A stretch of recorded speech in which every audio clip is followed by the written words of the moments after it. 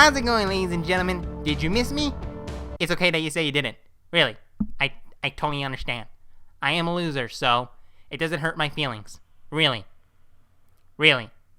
You freaking bastard. I'm gonna slice your guts open. I mean, let's talk about the film, shall we?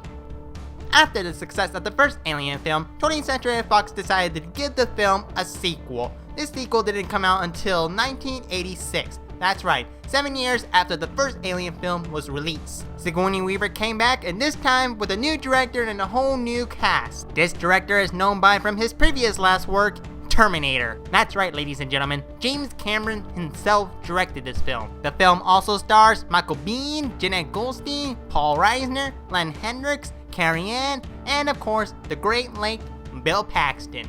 The film takes place 57 years after the first Alien film takes place. Ripley is found alive, and while she was floating in space, a small group of travelers were sent out on LV-426 to start a colony there.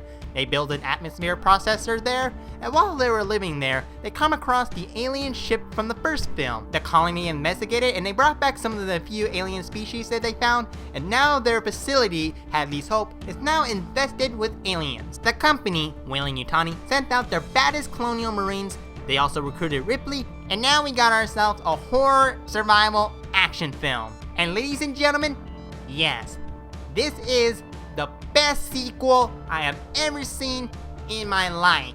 It is as good as the first Alien film. I think the reason why that I think that the second film did a lot better is just the fact that how much change has made since the first Alien film. And a few surprises as well. I think the biggest change of all is Ripley herself. In the first half of this film, Ripley is going through a lot. She may have survived the alien attack, but she still feared the alien.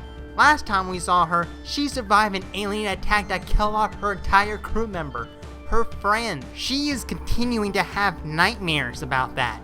So when the company went to go ask her for help, she refused because she doesn't want to go back out there because she is still afraid. But after having another nightmare, she decided to go out there and wipe the species out once and for all. I think one of the best things about this film is just how well the characters are developed.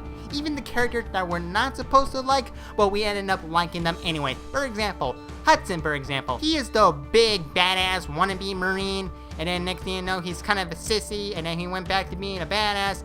You just can't help liking the dude. I mean, he says some really, really nice lines in the film. Like, for example, game over, man, is game over. And him saying, I'm the ultimate badass. I mean, you just love him since the first time you saw him on screen. And Vasquez, too, the big badass chick in the Marine Corps. You also like her as well. Even the bad guy in the film, you actually kind of liked him. And of course, Hicks himself, you just have to like him because goddamn it, he's Michael Biehn.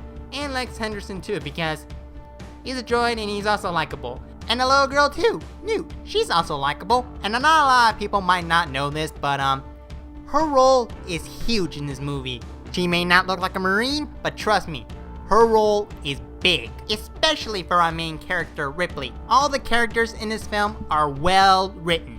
They also added something new for the aliens as well. In this film, the Queen has been introduced. The big bad bitch who is responsible for laying all of those eggs, yeah, she's huge. She is deadly. In the first film, it was never discussed of how or where those eggs came from. There is a scene in the film where they talk about where those eggs came from. Hudson thought, hey, maybe it's an ant hive or a beehive where the one female controls the whole colony. Yeah, moments like those is what I love. I love to hear them talk about their enemy. I want them to talk about, hey, what can they do? What can we do? What are we up against? Who's in charge here? And all that kind of stuff. I just love seeing those kinds of things in a movie. Talking about their enemy and knowing how to defeat them. And I also love to see characters going through challenges. In the last film, Ripley went up against one alien. In this film, she's going up against a swarm of aliens. And not only that, the Queen as well.